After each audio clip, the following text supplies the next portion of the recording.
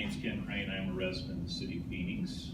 I'm also the president of the Phoenix Law Enforcement Association. So I represent about 2,300 rank and file police officers. And Greta, thank you for your support. I really appreciate that. It means a lot. I just want to start off by making a couple of points. Since 2010, Public Safety has voluntarily agreed to a series of temporary pay cuts amounting to about 6% total compensation. While a sliver of these cuts have been restored, as promised by city leadership today, police and firefighters still feel the impact of 4.2% compensation concessions. I think it's important to note that these concessions we agreed to, the emphasis is on the word temporary, okay? And that started 6 years ago. We've been team players for years. We continue to be. We're not asking for a raise. There's a difference between a raise and restoring pay cuts. That needs to be clear. We just want to get back to 4.2% cuts we took as we've been promised for 6 years now.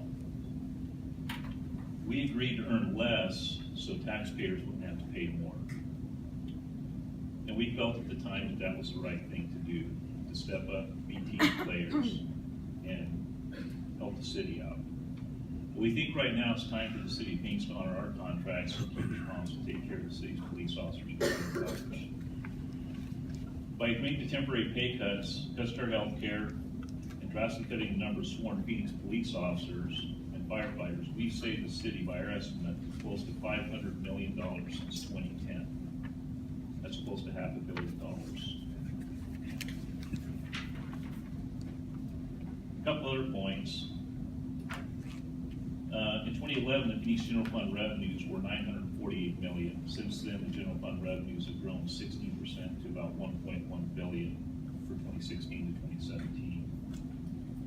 General fund revenues of more than $1.1 billion represent the highest revenue in the city history, eclipsing the boom year of 2007. On personnel issues, in 2009, the Phoenix Police Department had 3,332 sworn officers, but today we have 2,771 sworn.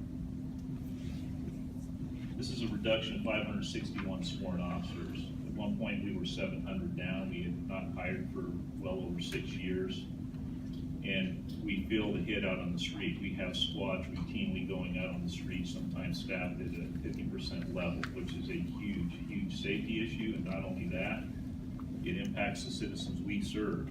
It hurts our response times. We can't get there as fast as we normally would, which is huge to us, because we are there to serve the city.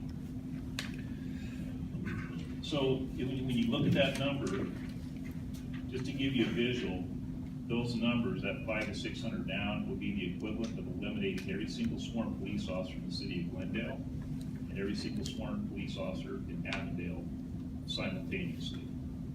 Just eradicating the police force of those two cities. That's what we're experiencing manpower-wise. So inflation significantly hurt the buying power of our families, and when you combine the hit to our paychecks and the effects of inflation, Phoenix police officers and firefighters have about 18% less buying power than we did in 2010. So again, I'm wrapping it up. So again, all we're asking is that we restore the concessions. Again, not asking for a pay raise, but just give them back. Now the city's in a better economic position and we believe can afford to do so. We don't think we're trying to be greedy or overzealous in what we're asking. Thank you. Thank you, Ken.